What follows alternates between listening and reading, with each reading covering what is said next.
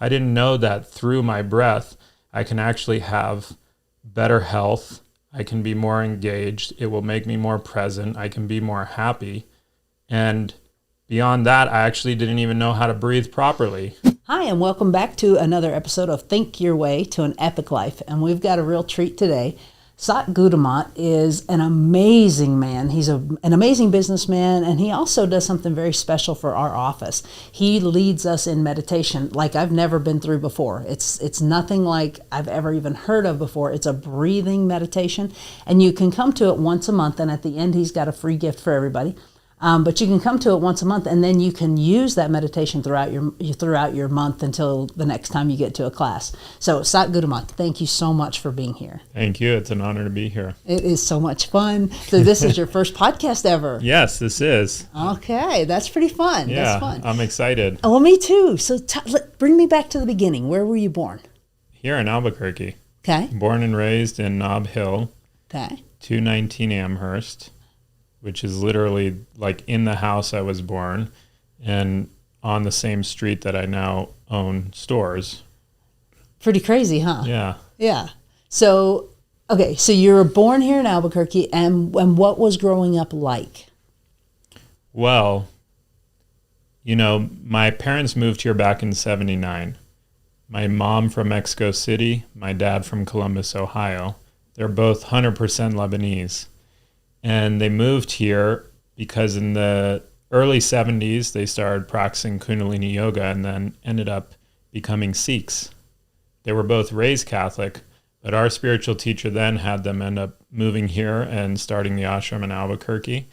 And so I was born and raised a Sikh, and went to kindergarten and all that stuff here. But when I was 7, I actually went to boarding school in India for 9 years, for 9 months out of the year.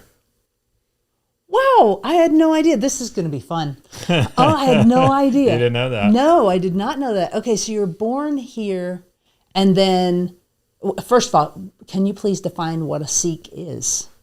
Well, a Sikh is a religion from India. For me, it's more of a lifestyle, and it's built on 4 pillars. And the 4 pillars are Bana, Bani, Simran, Seva. Bana is the clothes you wear, the turban, the type of clothes, and you wear those clothes so that you stand out. Bani is just your daily prayers. Simran is your daily meditation. Simran means meditation. And Seva is service, right? So you do those 3 steps in order to be able to be of service. You stand out so that if somebody's in need of help, they know they can come to you. They recognize you. You do your prayer and your meditation, so you're always in that best place to be able to serve and help others. So that's the foundation of it. That's the pillars of it. People say, well, who's your God? What do you believe? And for me, it's, there's one God. God created us all, whatever you want to call it, him, her, whatever. We all come from source. We all come from that source, and it's all connected. Okay. So when you say I was raised a Sikh, mm-hmm. that means this is almost your livelihood. This is what you are. This is who you are. It's a part of who I am for sure. Okay. Meaning I was born and raised into the lifestyle. Now, when I was younger, now it's a choice, right? Like now I chose to live it because I've had my experience with it. But when I was younger, it was like, I was just doing what I thought or what I was told. And I gave some resistance and I rebelled. And, my siblings, they were more into it at times than I was. But then I had my own experience with it. And there was always a part of it that felt like home. And so I continued to practice that and evolve in that and develop myself within that. And, I grew up with many friends, some practicing, some not practicing, but it's still, everybody feels that still a part of them, which I'm sure people do in other faiths as well. Right. Okay, so you mentioned siblings. How many siblings? Older brother, older sister. You're the baby. I am. Oh, how fun is that? Me and my sister are 12 years apart, but we have the same birthday. Wow. Okay. I remember meeting your sister. She came and spoke at our Yes, she did. And 12 years apart. And you share the same birthday. How close are you being 12 years apart? Super close. I mean, when I was born, she was actually going to school in India. And she received a telegram, because we didn't have what we have now then, saying, "Happy birthday, your birthday present is your new baby brother." So she, till this day, says I'm her best birthday present ever. Oh. And she always says, like, I was her first baby, her first child, you know. So yeah, no, we're super close. She's definitely a huge role model in my life, and also happens to be my coach, my high performance coach. So I coach with her as well. But yeah, she's definitely one of my inspirations in life. Oh, that is so amazing to have a family that you can actually look up to the point where you submit to them as your coach. That's Yes. That's People wow. always say, how does that work? And, you know, she's super professional. I feel very comfortable. And obviously she does know me. So some people say, well, don't you want them to not know you? And I guess it's a preference, you know, but at the same time, they understand the way you tick better and your thought process. And so, yeah, it is wonderful. That's incredible. Okay, so your parents lived here, and all three of their children were sent to India for 9 months. Mm-hmm. Who did they live with in India when they were So there? it was a boarding school in India that our spiritual teacher started. And it was a different school, like from when my sister went till now when my nephew went. It's evolved. So there was about 100 kids from all over, mainly the U.S., but all over the world, some in Europe. And the school was built on, you know, the reason he sent us to school there were for a few main reasons. One is teach kids at a young age, put them in an environment that supports their lifestyle, that teaches them at a young age mind, body, spirit connection, not just academics, right? So it was yoga, meditation, marching, you know, having that discipline of marching, martial arts, you know, being immersed in the culture, you know, because back in the 70s, 80s, 90s, even 2000s, I mean, even this day, it's still a little bit different, but nobody knew what a turban was. Nobody knew what a vegetarian was. People would call us diaper heads, you know, or call you Osama bin Laden or whatever it was. So it was like this gave you an opportunity to live in that strength of your faith if you wanted to. Wow.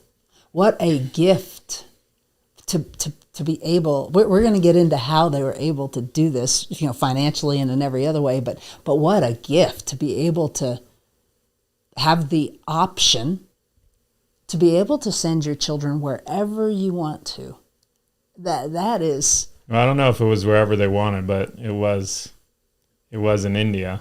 There was a lot of faith that was required to do that. And, you know, it was a very challenging experience, don't get me wrong, but I wouldn't have had it any other way. And some people loved it, and there's a lot of people who hated it, you know, so it was a mixed bag. Now, you know, before COVID, they still had the school going, and then COVID kind of shut it down. But, you know, it's so different between like when my sister went and my brother and I went compared to how it evolved now, where it's like everybody who was there was purely there because they wanted to be there and loved to be there and all that.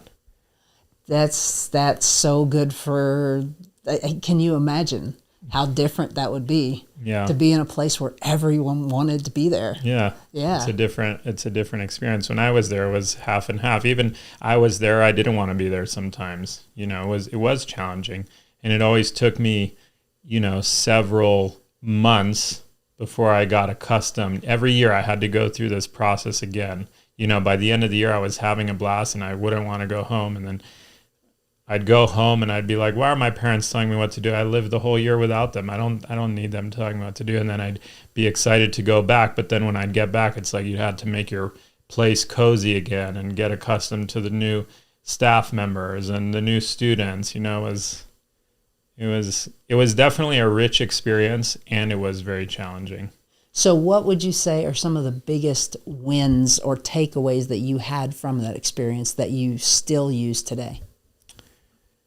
Well, I think the exposure to everything, it puts things into perspective. Here in this country, it's like, in India, you'll see the poor people with smiles on their face. They're homeless. You see them with smiles on their face, the simplicity of life.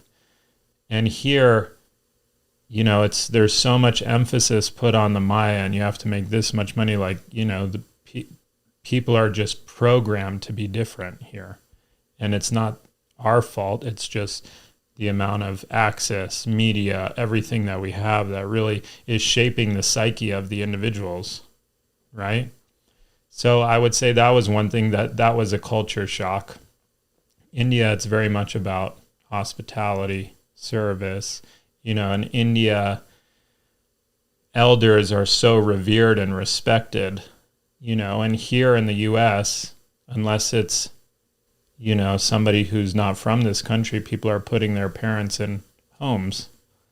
It's a very different culture where there it's like you want the wisdom of your elders. They live with you in your house until the day that they pass. You're not finding a place to go send them.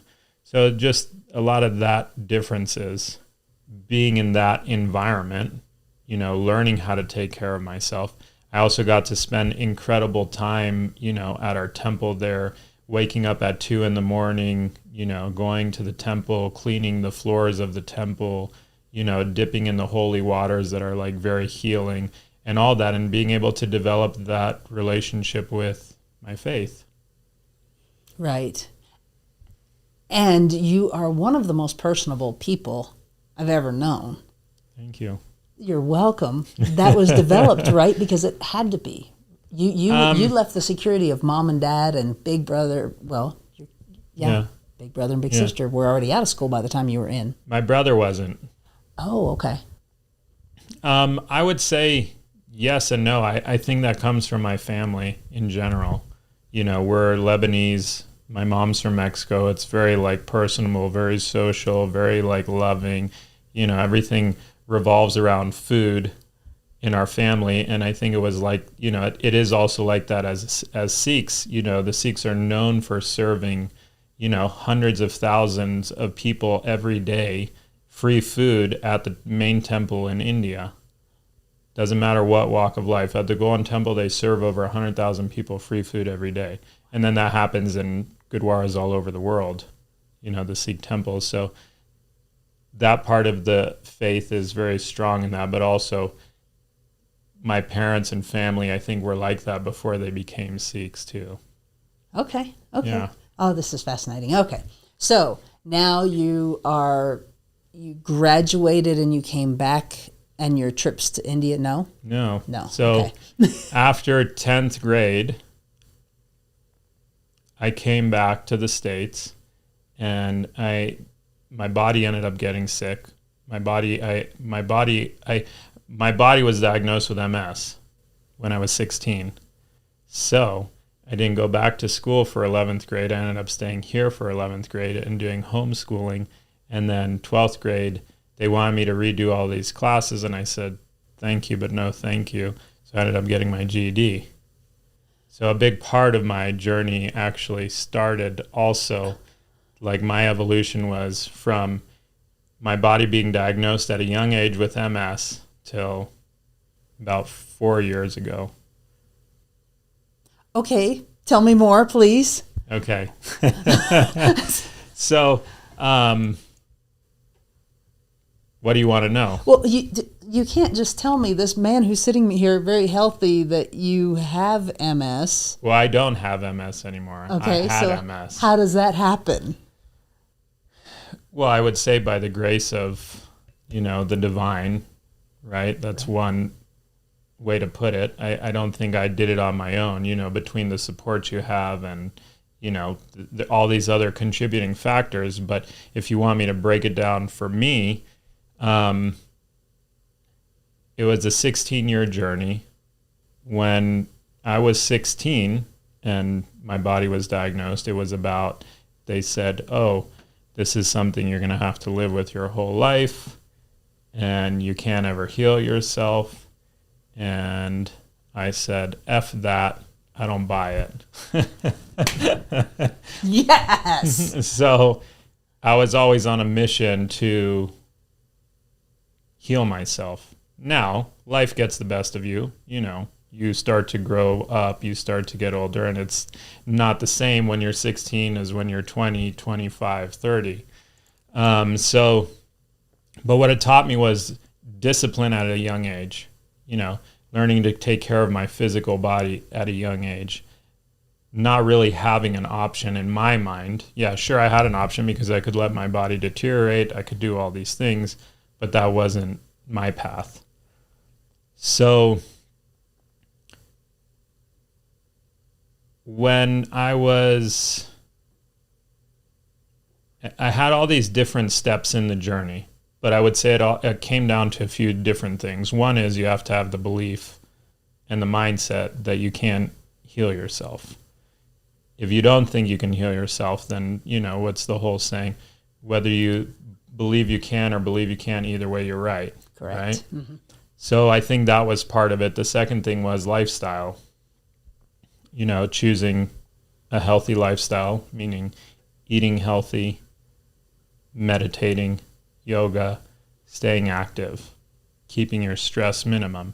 I was not able to keep my stress minimum, or minimal. I, had a lot of stress. But I think all those things were contributing factors. And then certain doctors, acupuncture. Just to fast forward, and we can go into it more, but I was married, and at some point in time when I was married, because I was doing well, and by well I mean I wasn't having relapses, but I was still taking medication, and I was still developing other challenges within that from the medications, So the first 5 years I had to give myself an injection every day, and I had to pre-medicate with Tylenol or Advil every day for 5 years. Now, that was also an interesting challenge because I was so young and I didn't know what really was going to happen or not happen, but I had my parents that were very scared. Like, okay, you have to take this medication or you could potentially not walk or not be able to see or whatever it was. So it kind of instilled this fear in me. Mm-hmm. But I was kind of against the medication. So after 5 years, I developed an allergic reaction to the medicine, and they had to switch my medicine. And they ended up putting me on a different medicine that was only 3 times a week instead of every day. Now, the reason we didn't do this medication to begin with was because some of the side effects were like depression and like all this other stuff. And so I remember when I took that medicine, when I first started, it took me about 6 months to adjust, but I remember like having thoughts that were not my thoughts. Like all of a sudden I started having feelings and thoughts that I was like, where is this even coming from? And I was aware of it, but it didn't change the way I felt.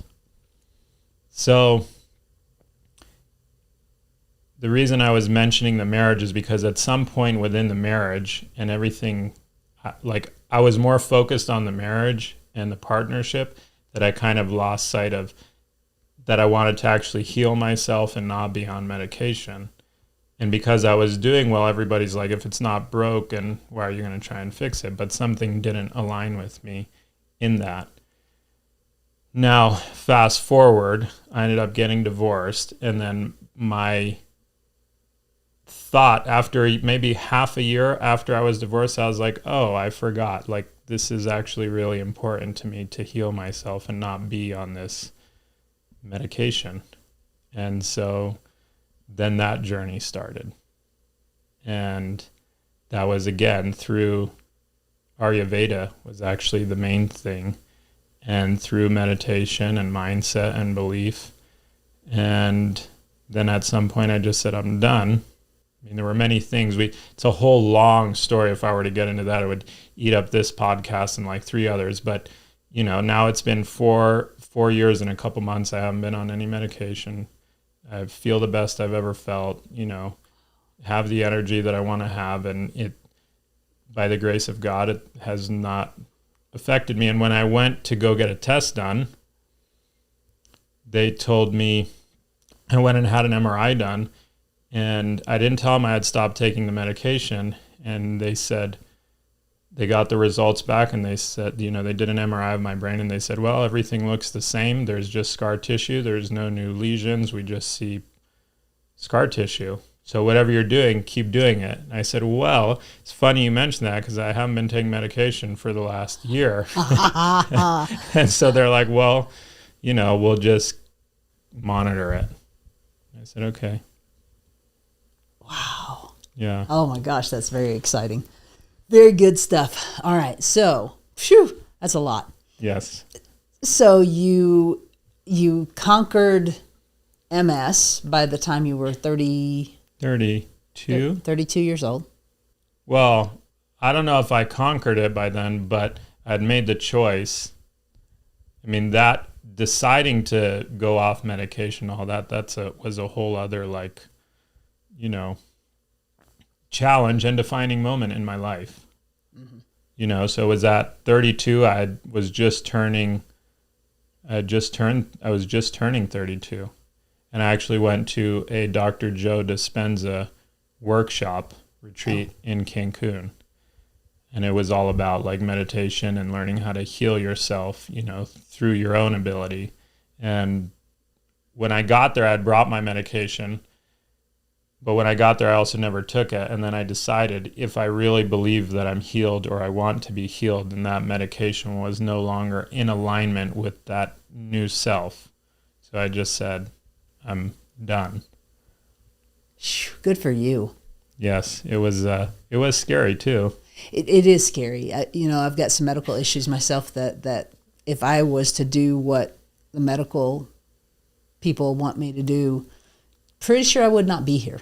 Yeah. And so it's so the point of this is, guys, you have to take full responsibility for your health. No one cares about your body more than you do. No one. No matter how much of a what is it? The doctor's sign to do no harm. What is that called? Whatever it is, you know what I'm talking about. They will do harm. Yeah. Because no one knows your body like you do. So you have to take responsibility.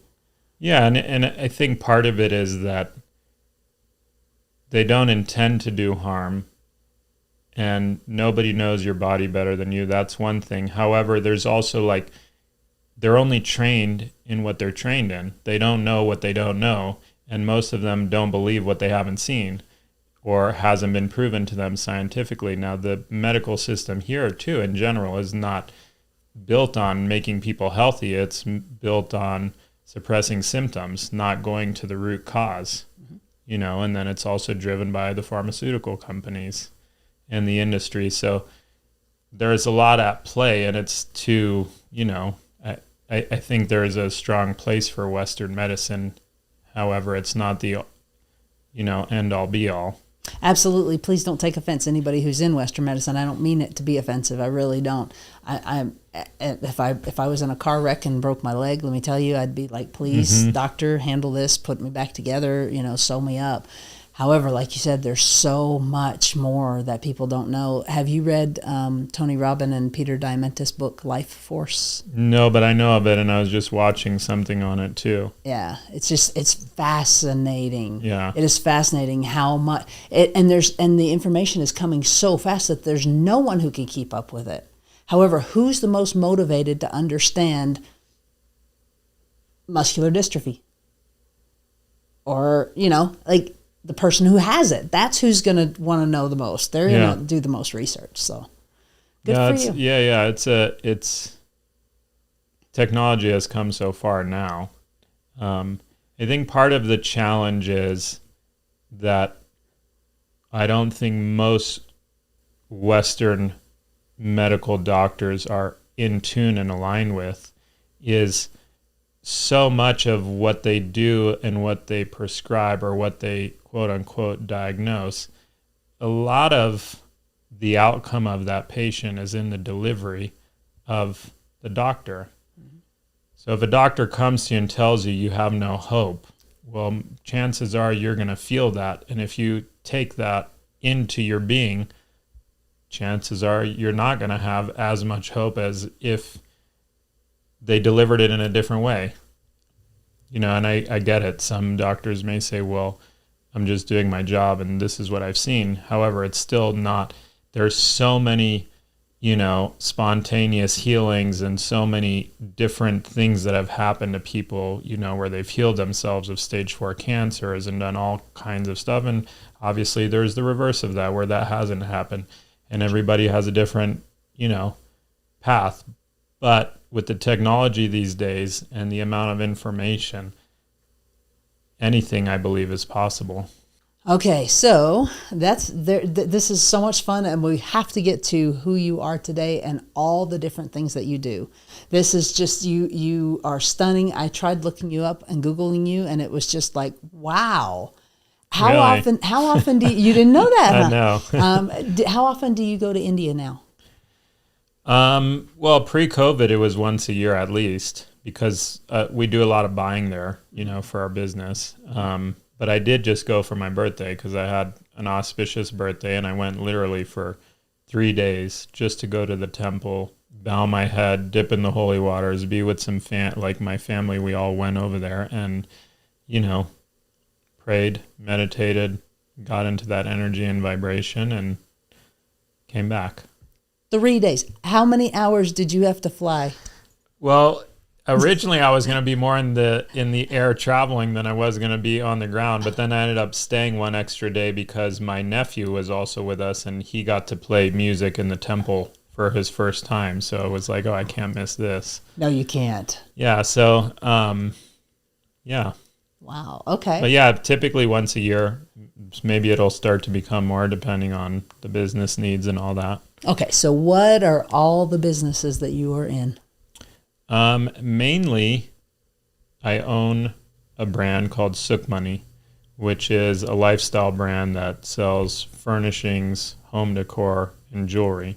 I grew up in the jewelry business, and then I also do real estate. Okay. That's the main things. My parents also, they own a Mataji's Vegetarian Kitchen, which is a vegetarian and vegan restaurant that's all gourmet international foods, all prepared to go. It's like home cooked meals from my mom, but to go. And it is phenomenal. No kidding. It is so good. Yeah, so that's really it. Well, that's a lot. You're saying that's really it. No big deal. I'm just saying it's like real estate and my businesses of, retail stores. Right. Okay. So tell me more about your retail stores. So I grew up in the jewelry trade. My parents had a wholesale jewelry business for 35 years. And the funny thing is when I was growing up with them, I was like, there's no way I want anything to do with this business. I want to be in the NBA. I want to be a movie director. Like those were my dreams. I loved movies. And somehow it ended up being that I'm the only one of the 3 kids that's still doing this business that's in jewelry and furnishings. That's fun. So when they closed their business because of the recession back in 2008, 2009, they closed in about 2010. In 2008, me and my sister decided we wanted to start our own wholesale jewelry business. And then about a year into that, I said, well, I want to open up this retail store because we were doing wholesale, but I wanted to really develop a brand that was known. And for 35 years, my parents were always doing private label from anywhere from like literally TJ Maxx to like making jewelry for the Pope, John Paul II. Wow. And so, but they had done everything in between, the Smithsonian, Coldwater Creek, TJ Maxx, Ross, like they did it all, Aman Resorts. So it was like from the lowest of the low to pretty high-end jewelry. But we were never known really for our brand. It was just we were the designers and creators. So I decided I wanted to create the brand.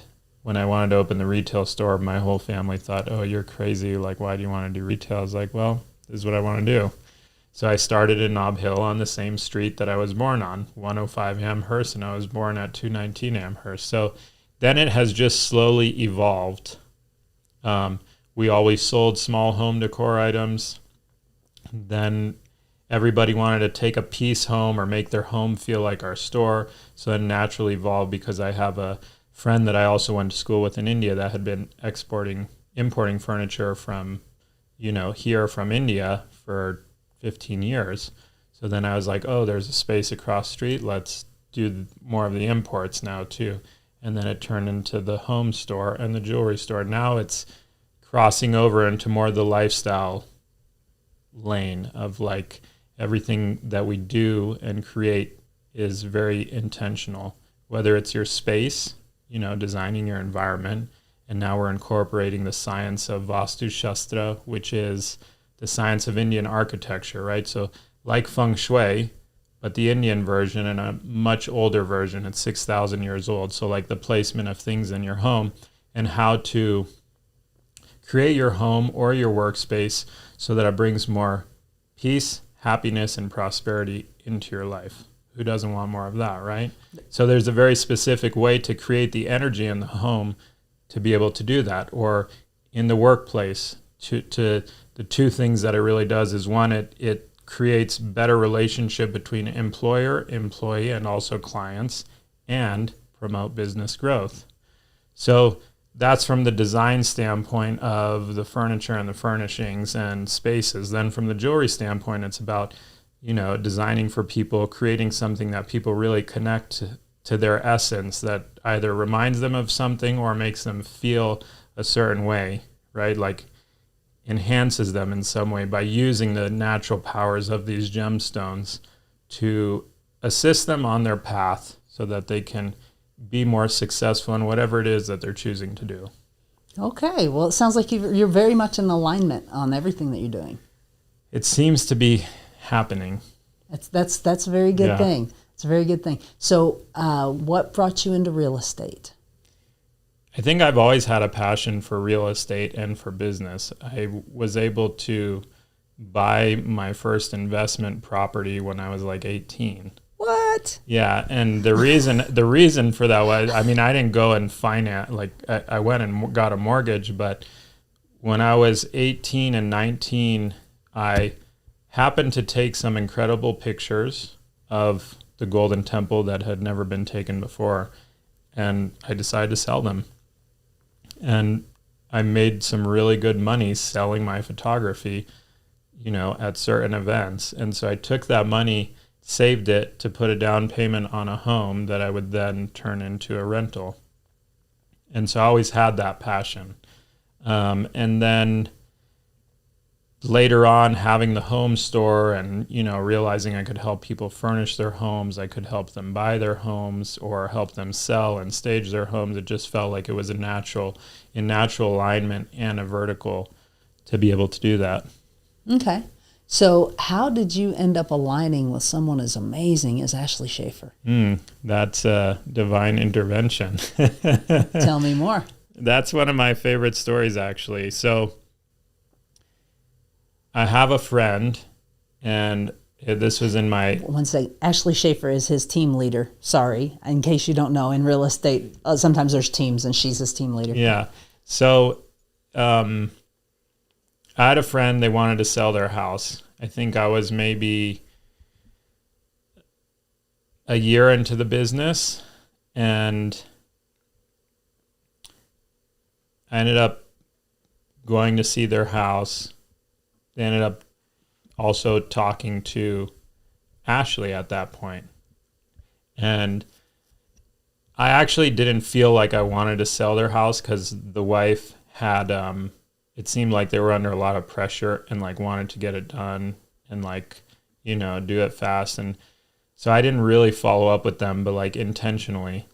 And so then I did follow up maybe about a week later, just saying, hey, just want to make sure you're taken care of, or you've made it, you know what you guys are doing. And she's like, oh yeah, I actually met this person. Her name is Ashley. Or she said, actually, she didn't even say, I don't know if she said Ashley or not, but she said, yeah, she was just so wonderful. And she told me all this stuff, and she just spoke so like glowing about her. And I was like, yeah, that's who I want to align myself with, right? And it wasn't like, oh, I'm so disappointed that, they didn't choose me. I don't even know that they ended up selling that house, but it was more like, oh, all of a sudden, like the light went on in my brain, like, because there was a part of me that didn't want to be the guy, I wanted to be with a team and with somebody and let somebody else make all the hard decisions, because I'm already the guy in my business, in my field. I didn't want that twice. And so the idea just started coming like, oh, maybe I should join a team. And I didn't join a team originally because everybody said to me, oh, you have your own leads already. You don't need to join a team. You don't need to do this. You don't need to do that. And I was like, oh, okay. So I was just kind of listening, but then it made more sense to join a team. And so I interviewed with her and somebody else, and we just totally hit it off. And the rest is kind of history. Mm-hmm. Yeah, it's a good history and a good future too. Yeah, a great future. There were other like nuances and like signs and things that kind of pointed in that direction too. And it was just, it really was a beautiful kind of synergy that was created pointing me to go in that direction. And we totally hit it off. And this was like right as COVID started too. Crazy times. Yes. How important is having a mentor? I think having a mentor and a teacher is everything. I think that we're always influenced by our environments and the company we keep. And so it's either going to push you beyond your limits and grow you, or it's going to suppress you and you're going to have this ceiling and this limitation. Or you're just not going to get into the things that are going to propel you. Mm-hmm. So having a mentor, I have many mentors in all different areas of my life. And I think that's key to being well-rounded and successful in, life in general. Not just one area. Anybody can be successful in one area. It's about how do you honor every aspect of your life, your hobbies, your joys, your profession, your spiritual life, your relationships, all those things. How do you do that? I think intention is important, having the awareness that that's what you want to actually do, but sometimes you can only be where you are, most of the time you can. I think always, right? Yeah. So, but sometimes you want to be where you aren't, right? So, but you can only be where you are. And what I mean by that is like, when you're ready to hear something, when you're ready to learn something, then it will happen. But until then, you're kind of stuck in that area of the known, which is fine. But it's the unknown where like all the beauty and the magic and the excitement and the joy happens, right? So if you don't, like, for example, so we'll talk about meditation. People don't know that there's, and it's becoming more well-known, but they didn't know back in the day what meditation could do for them, right? And now people are learning here within the office. We're teaching the meditation class, and it's like, oh, I didn't know that through my breath, I can actually have better health. I can be more engaged. It will make me more present. I can be more happy. And beyond that, I actually didn't even know how to breathe properly. And I didn't even know that I should develop a relationship with my breath. So it's like once that awareness starts to kick in, then you can choose what you want to do with it. It is pretty amazing. And you do this breath meditation work every first Thursday of the month? Yes, for Keller Williams, yes. At what time? 9:30. At 9:30. Guys, if you would like the link, let me know, and we will hook you up with a link. And I'm telling you, it is not anything what you think it's going to be. It's not what you expect. It's, how do you describe it? I don't know. How would you describe it? You're the one who attends the class. It is. It's just. It's like no one else is around when you get going. There's a bunch of people in the room, and we're all doing these crazy, and we're making noises with our breath and everything. And it's like you really get into it, and it's freeing. I don't know how to describe it. I really don't. And I went to be polite, honestly.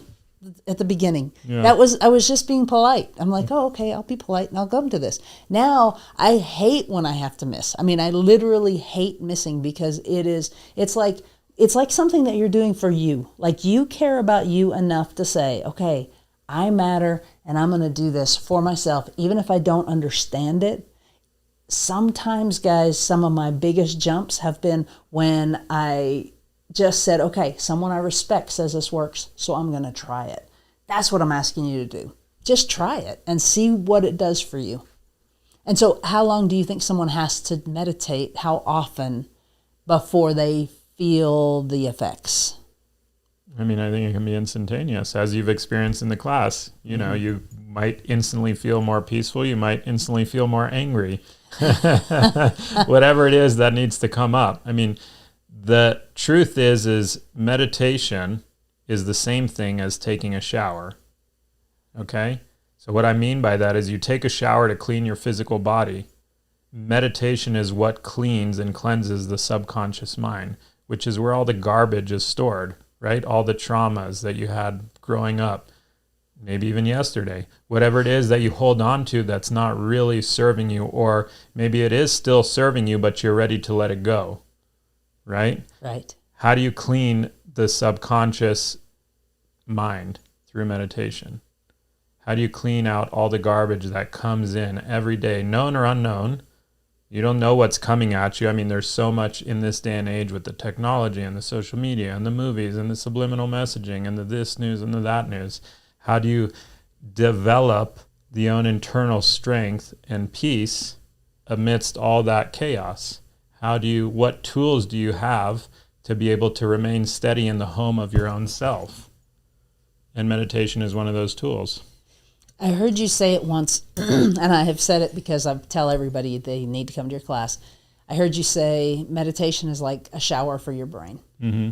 And that, tell me you wouldn't like a shower for your brain. I mean, come on. It is bombarded constantly. And just to stop, even if you weren't breathing, to just stop and let it, give it a minute. It's so incredible. How often is appropriate for a life? You do it every single day? I mean, do you shower every day? Mm-hmm. Yeah, I mean, okay. I would say so. More than once a day if you're going through extra stuff? I think it's just depends on what you're able to do. I'm not one, at this time in my life, I'm not one to say anybody should or shouldn't meditate. It's really about what experience of this human existence do you want to have, right? So if you don't practice any meditation and you're just getting started, intention is more important than intensity. So start with 3 minutes, 5 minutes, 11 minutes, whatever it is that doesn't feel like too much, but gets you going. And then if you want to build on that, then build on that, I love that. We talk about that in coaching all the time, guys. If you're going to start running a marathon, you don't start by running a mile. You start by walking out to the mailbox. Some people, right? So same thing here. Just create the habit, and then the habit will carry you.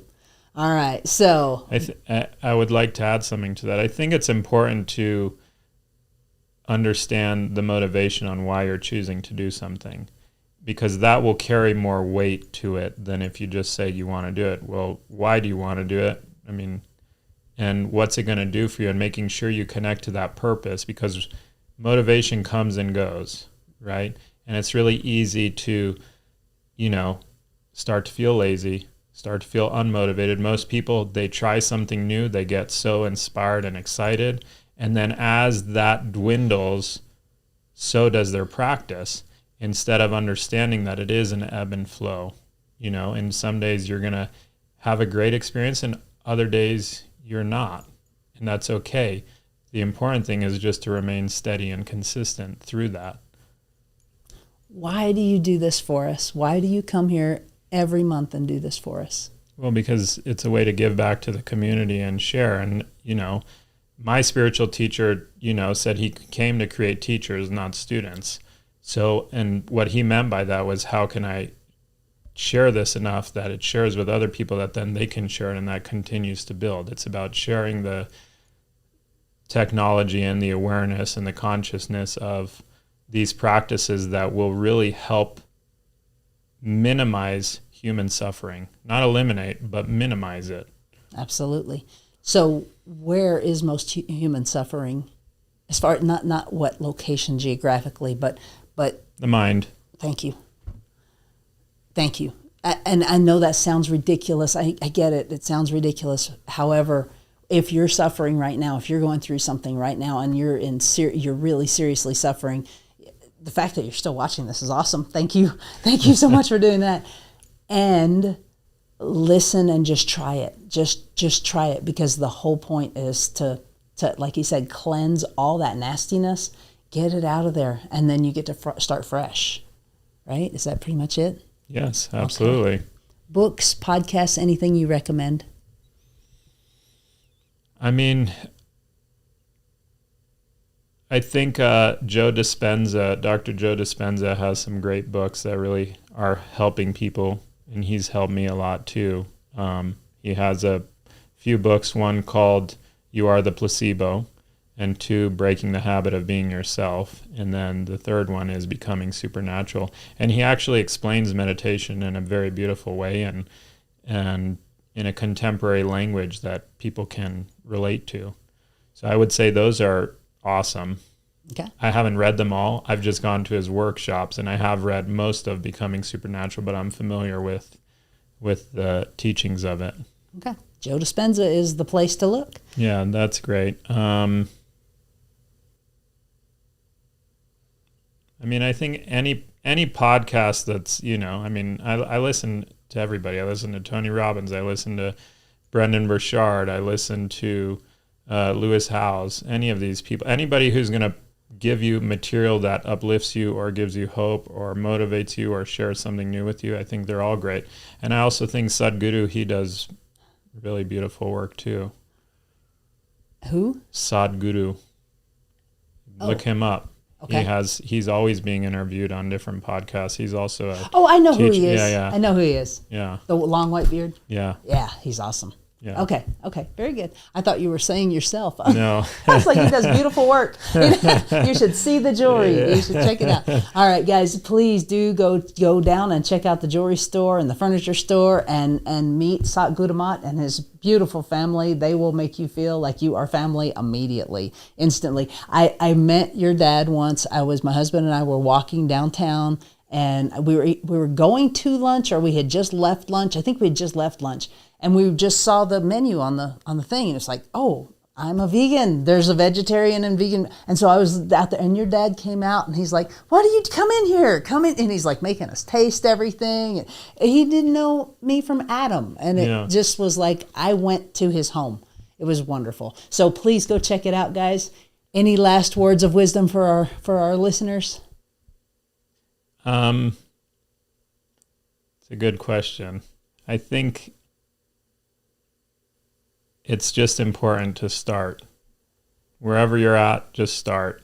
You're listening to this podcast for a reason and an intention of enhancing your life or activating it in some way. And whether it's from meditation or exercise or a dream that you've wanted to fulfill or a new job that you want to start, whatever it is, just start. When you start, then the pressure will be off. That's great advice, guys. Thanks.